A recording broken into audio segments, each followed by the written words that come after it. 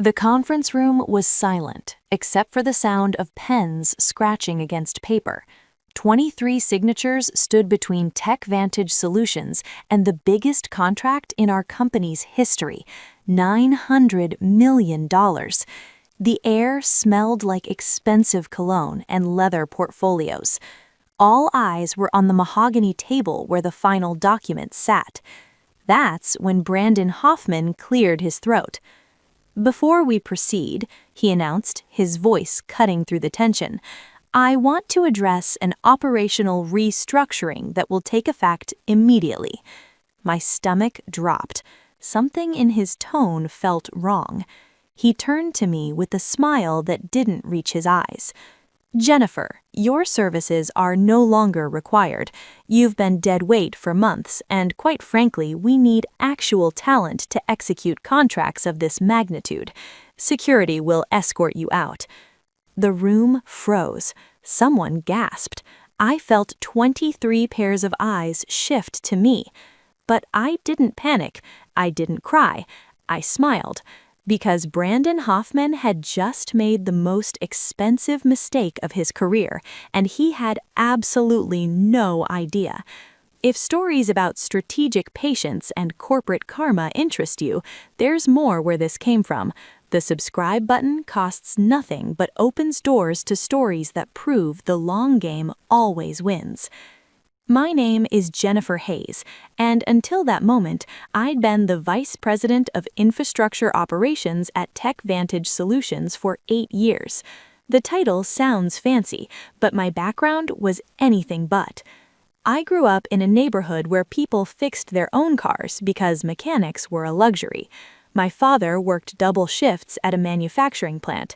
My mother cleaned houses during the day and took online courses at night to finish her degree. They taught me 2 things: work solves problems, and understanding people matters more than impressing them. When I started at TechVantage, I wasn't interested in climbing ladders or playing politics. I wanted to build systems that worked, really worked. The kind of infrastructure that didn't just function, but anticipated problems before they became disasters. That philosophy made me strange in the corporate world. While others were optimizing their LinkedIn profiles and networking at golf courses, I was in server rooms, understanding every cable, every protocol, every single point of potential failure. My team wasn't the flashiest department. We didn't generate revenue directly. We were the people who kept the lights on, the data flowing, the promises deliverable. That made us invisible to people like Brandon Hoffman. Brandon joined TechVantage as CEO 14 months before that conference room humiliation. He came from a competitor, brought in by our board to scale the company and unlock enterprise value, corporate speak for making rich people richer. From day one, his style clashed with the culture we'd built. We valued substance, he valued spectacle. We solved problems quietly, he wanted announcements and press releases. Within his first 90 days, he'd replaced 4 department heads with people from his former company. All of them had impressive resumes and zero understanding of how TechVantage actually operated. I watched good people get pushed out. Talented engineers who'd built our systems from the ground up were suddenly not aligned with the vision. The new leadership spoke in buzzwords and held meetings about meetings. But they left my department mostly alone, probably because infrastructure wasn't glamorous enough to matter to them. That was their first mistake. Their second mistake was not reading the contracts they inherited when they arrived. 3 years before Brandon's arrival, TechVantage faced a critical problem. We'd landed our first major government contract, a data management system for federal agencies. The requirements were intense: 99.99% uptime, military-grade security, complete data sovereignty. Building that infrastructure through traditional corporate channels would have taken 18 months and cost $7 million we didn't have. Our then CEO, Robert Chen, was desperate. The contract had penalty clauses that would bankrupt us if we failed to deliver on time. I came to him with an unconventional proposal. I would personally finance and build the server infrastructure through my own LLC. TechVantage would lease the capacity from me at cost, no profit margin, just operational expenses. In exchange, I'd retain ownership of the physical infrastructure, and the lease agreement would include ironclad terms protecting both parties. Robert was hesitant. It was unusual, possibly unprecedented, but the alternative was losing everything. We brought in lawyers. They drafted a contract that was airtight. TechVantage got exclusive access to infrastructure that met every specification. I got ownership, control, and a lease agreement that could only be terminated under specific conditions, none of which included the CEO doesn't like you. I spent my savings and took out loans. I bought servers, I negotiated with data center facilities, I personally configured security protocols, I worked 70-hour weeks for months. The system launched 2 weeks early. The government contract wasn't just successful, it was flawless. 0 downtime in 3 years, 0 security breaches, 0 complaints. That infrastructure became the foundation for everything TechVantage built afterward. Every major client we acquired ran on systems connected to that original framework. When we scaled on infrastructure I owned. But here's the thing about being good at your job in a quiet way: people forget you exist. The sales team took credit for client satisfaction. The executives took credit for strategic vision. My department kept everything running so smoothly that people assumed it ran itself. By the time Brandon arrived, most people had forgotten that the servers powering 70% of our operations weren't actually owned by TechVantage. The documentation existed, the contracts were filed, any competent executive doing proper due diligence would have found them. But Brandon wasn't interested in due diligence. He was interested in making moves that looked decisive. The $900 million contract was Harrison Global Enterprises, a manufacturing conglomerate expanding their digital infrastructure. They needed a partner who could handle massive data operations across 14 countries. Brandon saw it as his legacy deal, the crown jewel that would define his tenure and probably launch him toward an even bigger CEO position somewhere else. The entire company spent 6 months preparing the pitch. My team worked back-breaking hours ensuring our infrastructure could handle Harrison's requirements. I personally designed the scalability models. We demonstrated capacity that our competitors couldn't match. When Harrison chose us, Brandon took a victory lap, press releases, all-hands meetings. He was already spending the money in his head. But something shifted in those final weeks before signing. His new chief operating officer, a man named Trevor Walsh, who'd followed Brandon from his previous company, started asking questions about operational efficiency and redundant personnel costs. I heard through back channels that Trevor had convinced Brandon that my department was overstaffed and overpaid, that we were a relic of the company's unfocused past. The morning of the signing, I arrived at headquarters at 6 a.m. The ceremony was scheduled for 2 in the afternoon, but I wanted to run final diagnostics. Harrison's team would be monitoring system performance as part of their due diligence process. Everything needed to be perfect. My team had delivered perfection. By noon, I'd confirmed that every server was operating optimally. Data transfer rates exceeded specifications. Security protocols were active and updated. We were ready to support the largest contract in company history. I changed into the suit I'd brought for the ceremony. The signing would take place in the executive conference room, the one with floor-to-ceiling windows overlooking the city, the one they used for photographic opportunities and board meetings. I wasn't naive. I knew Brandon didn't respect my work, but I'd delivered everything he'd asked for. The contract was happening because my infrastructure made it possible. I thought professional results meant job security. That's how much I still had to learn about people like Brandon Hoffman. The conference room filled with executives, lawyers, and Harrison's leadership team. Their CEO, Angela Morrison, was a woman in her 60s with a reputation for thorough preparation and 0 tolerance for incompetence. The mood was celebratory but formal. Assistants arranged documents, lawyers whispered final confirmations. Someone had brought in catering, small sandwiches and sparkling water in glass bottles. I stood near the back, not because I was hiding, but because that's where technical people usually stood during executive ceremonies, close enough to address questions, far enough to stay out of photos. Brandon worked the room like a politician, shaking hands, laughing too loudly at jokes that weren't funny. Trevor stood beside him, nodding along, playing the role of supportive number two. Then the documents were ready. Angela Morrison sat down, Brandon sat across from her, the lawyers positioned papers between them. That's when Brandon decided to make his move. "Before we proceed," he said, standing back up, "I want to address an operational restructuring that will take effect immediately." The shift in the room was instant. Angela Morrison's expression went neutral. Her lawyers looked up from their documents. Brandon turned to me. "Jennifer, your services are no longer required. You've been dead weight for months, and quite frankly, we need actual talent to execute contracts of this magnitude. Security will escort you out." The words hit like a physical force.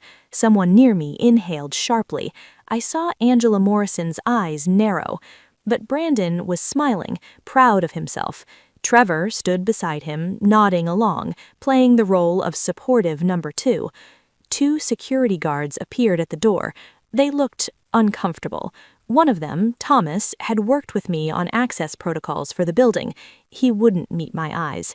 Every instinct screamed to fight back, to defend myself, to explain to everyone in that room how catastrophically stupid this decision was. But I didn't. I smiled. Not a smirk, not a bitter grimace, a genuine smile. Because in that moment, I realized something beautiful. Brandon had no idea what he'd just done. I walked toward the door. The security guards fell into step beside me, not touching, just present, professional. As I passed Angela Morrison, she caught my eye. There was a question in her expression, but she stayed silent. At the doorway, I stopped and turned back. "Brandon," I said calmly, "you should check the infrastructure contracts, specifically the lease agreements for the primary server network." He waved dismissively. "Your replacement will handle any transition issues." "There is no replacement, and there won't be a transition." Trevor stepped forward. "Is that a threat? Because—" "It's not a threat, it's a fact. You'll understand in about 48 hours. Then I left. Behind me, I heard confused murmuring, but Brandon's voice cut through it. "She's just bitter. Let's proceed." I walked through the corridor, past my department where my team was watching through the glass walls, their faces stricken. I gave them a small nod. They knew. I'd briefed my senior engineers that morning, just in case. They'd already backed up their personal files. The lease agreement I'd signed with TechVantage 3 years earlier was very specific.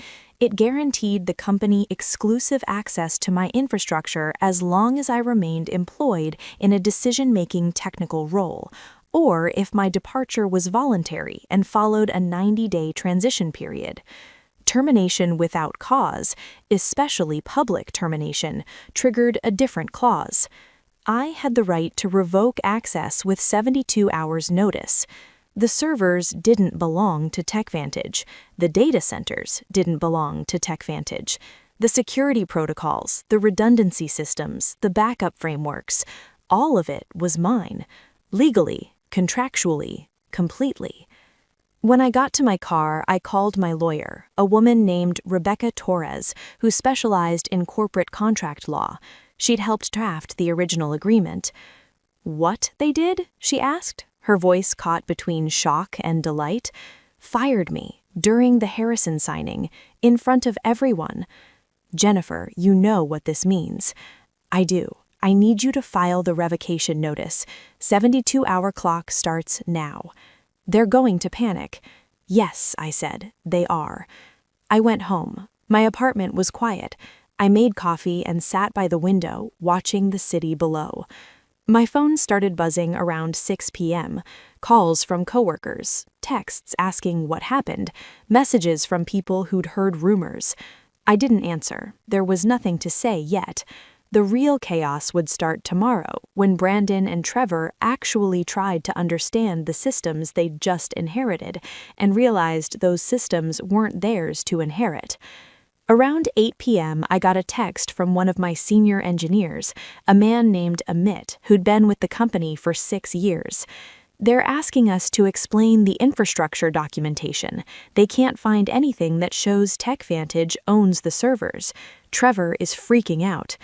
I replied, "They won't find it because it doesn't exist. Call me if they ask you to do anything illegal or unethical." "Are you okay?" "I'm fine. Better than fine." And I was. For the first time in months, maybe years, I felt clear. The political games, the undervaluation, the slow erosion of respect, it was over. Not because I'd quit, but because someone had finally pushed hard enough to activate consequences they couldn't imagine. The next morning, I woke to 17 missed calls.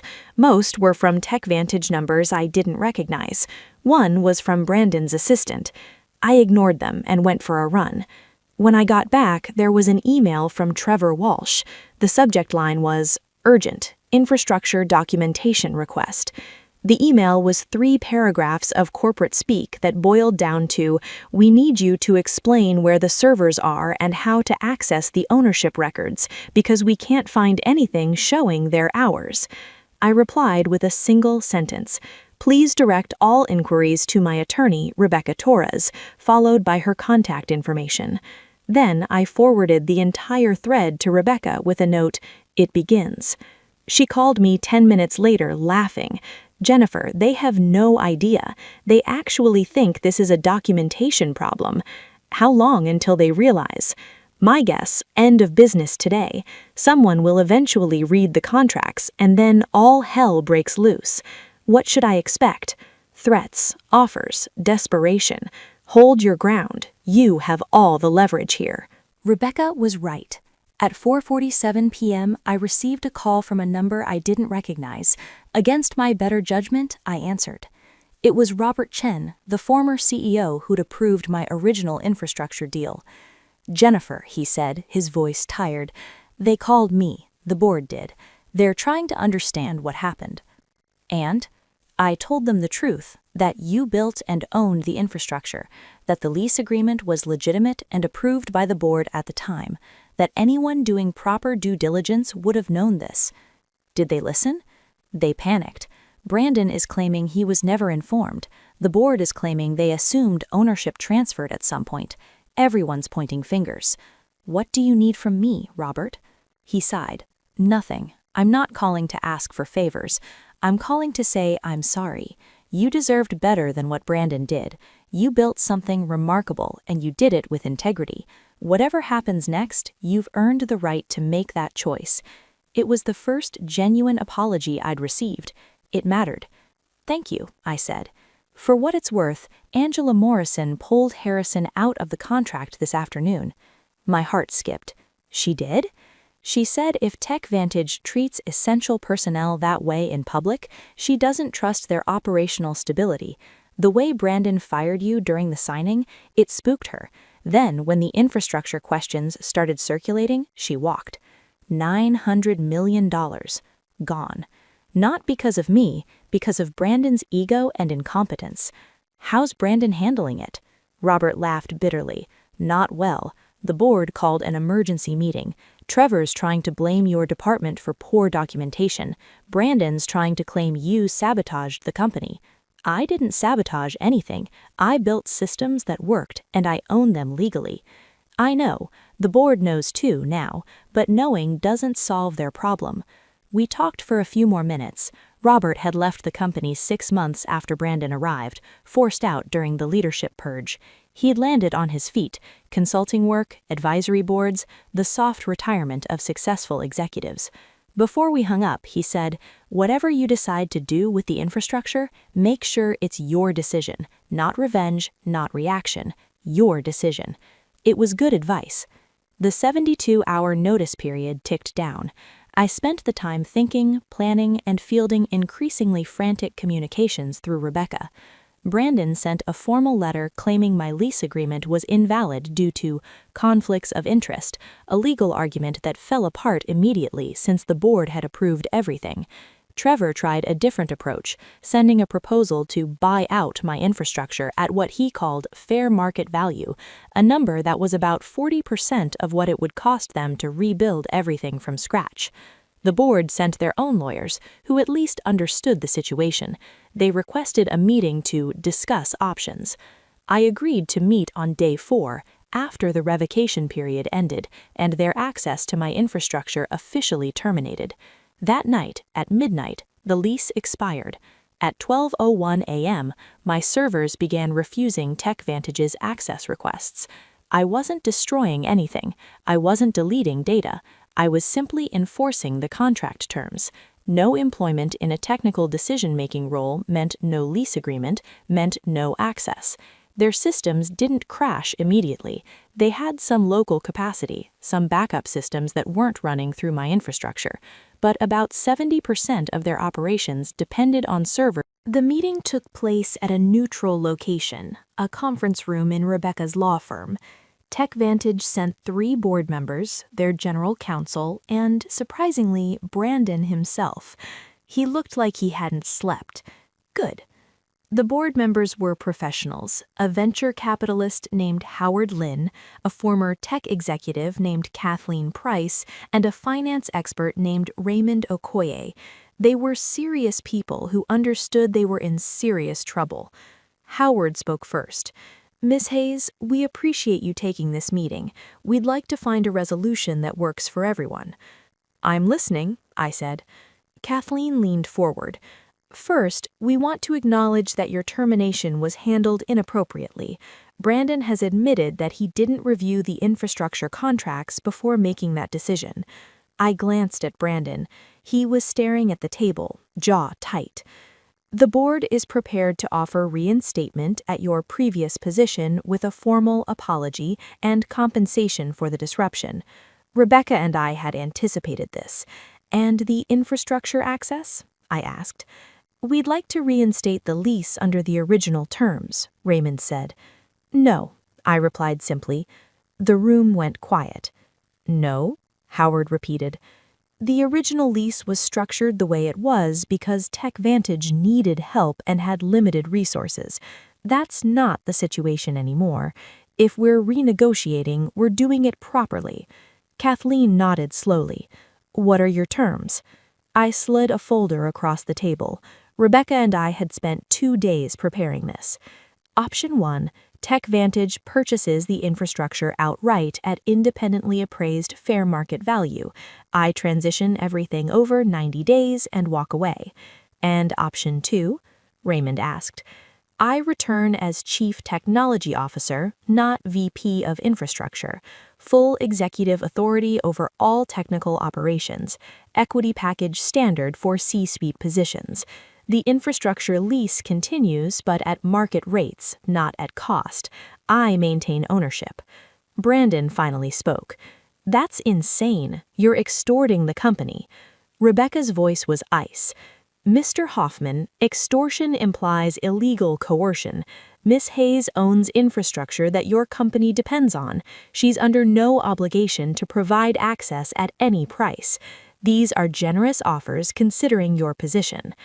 Howard held up a hand. "Brandon, you're here as a courtesy. Stay quiet." The rebuke was public and sharp.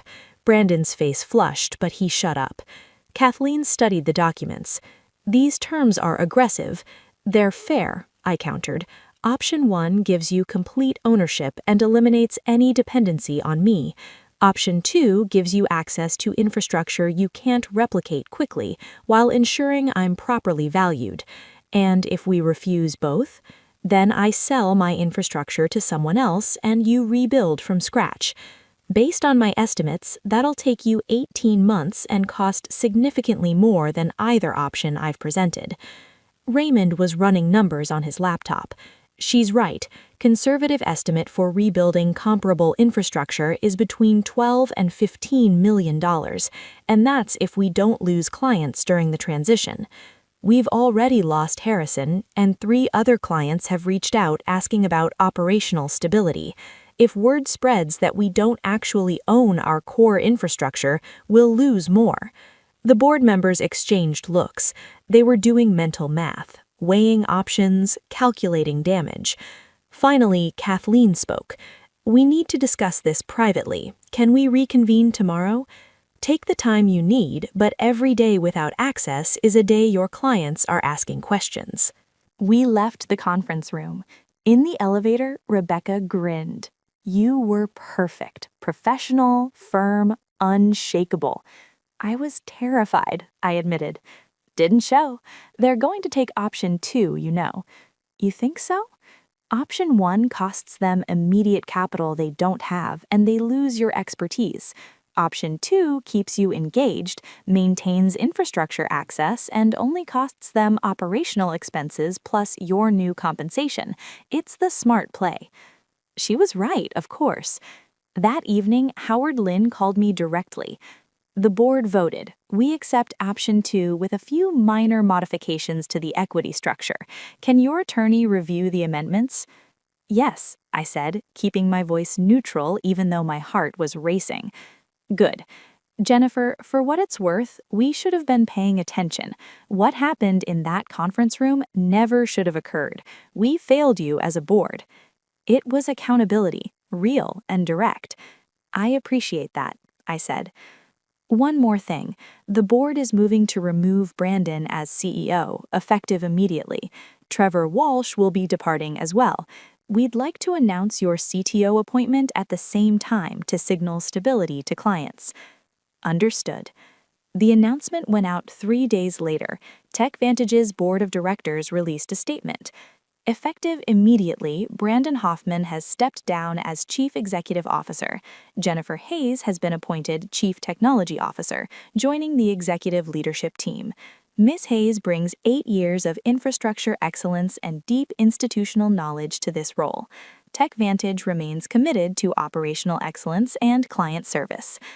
The corporate speak hid a messier reality, but the message was clear. The people who'd created the crisis were gone, and someone competent was in charge of the most critical systems. My phone exploded with messages. Former colleagues congratulating me, clients reaching out to confirm stability, recruiters suddenly very interested in my career trajectory, and one text from Angela Morrison's office. "Ms. Morrison would like to discuss reinstating the Harrison contract under revised terms. Are you available this week?" I forwarded it to the interim CEO, Howard had taken the role temporarily, with a note, "Should I take this meeting?" His response came in seconds. "Yes." And Jennifer, for what it's worth, we should have been paying attention. What happened in that conference room never should have occurred. We failed you as a board. Understood. The next 6 months were intense. As CTO, I rebuilt the technical leadership team, bringing in people who understood that infrastructure wasn't just about keeping lights on, it was about enabling everything else the company did. I renegotiated the Harrison contract personally, working with Angela Morrison to address her concerns about operational stability. We landed a revised deal worth $750 million, smaller than the original, but still the largest contract in company history. Brandon disappeared from the tech industry headlines. Last I heard, he'd taken a senior advisor role at a private equity firm, corporate purgatory for failed executives. Trevor tried to claim on LinkedIn that he'd successfully transitioned TechVantage to new leadership, a creative interpretation of being fired. Someone from the company reported the post, and he quietly deleted it. My tech company, still mine, still separate, grew as TechVantage grew. The lease payments at market rates provided steady revenue. I hired a small team to manage the technical operations, ensuring I wasn't a single point of failure. And I made sure every contract, every agreement, every operational detail was documented immaculately. Never again would someone dismiss me as dead weight without understanding exactly what they were leasing. There's a moment that stays with me from that whole experience. It happened about a month after I became CTO. I was walking through the office, past the same conference room where Brandon had fired me. They'd renovated it, new furniture, new paint, like changing the decor could erase what happened there. One of the newer employees, someone who joined during the chaos and didn't know the full story, stopped me. "Miss Hayes, can I ask you something?" "Sure." "People say you saved the company, that it almost fell apart before you stepped in." "I didn't save anything," I said. "I just made sure people understood what things actually cost." She looked confused. "What do you mean?" "There's a difference between what something's worth and what people think it's worth. Infrastructure, people, expertise, they're invisible until they're gone. Then suddenly, everyone realizes the price." She nodded thoughtfully and walked away. That's really what the whole thing was about. Not revenge, not even justice exactly. It was about making invisible work visible and making sure the people who did that work weren't disposable. A year after the conference room incident, TechVantage held its annual leadership summit. We'd recovered financially. Client retention was strong. The Harrison contract was performing ahead of projections. Howard, who'd decided to stay on as CEO permanently, gave the opening address. He talked about resilience, adaptation, and learning from failures. Then he did something unexpected. He asked me to speak. I hadn't prepared anything. I walked to the front of the room, about 200 people, employees from every department, and tried to figure out what to say. "A year ago," I started, "this company almost imploded, not because of market conditions or competition, but because we forgot what actually mattered. We forgot that systems are built by people, that trust is earned through consistency, that you can't fake expertise with charisma." The room was silent. We survived because enough people cared about doing the work right, even when it wasn't appreciated. The engineers who maintained systems nobody noticed, the support staff who solved problems quietly, the people who showed up every day and did their jobs with integrity. I saw heads nodding. That's still what matters. Not headlines, not ego, just competent people solving real problems. If we remember that, we'll be fine. The applause was genuine, not polite corporate clapping, but real appreciation. After the summit, Angela Morrison approached me. We'd developed a good working relationship over the months, built on mutual respect and direct communication. "That was a good speech," she said. It was unrehearsed.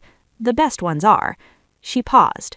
"Harrison is expanding our infrastructure needs. We're looking at additional capacity in Asian and European markets. TechVantage can handle that."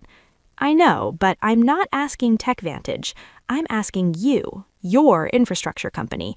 We want to work directly with you on the build-out, then lease capacity back to TechVantage and other partners."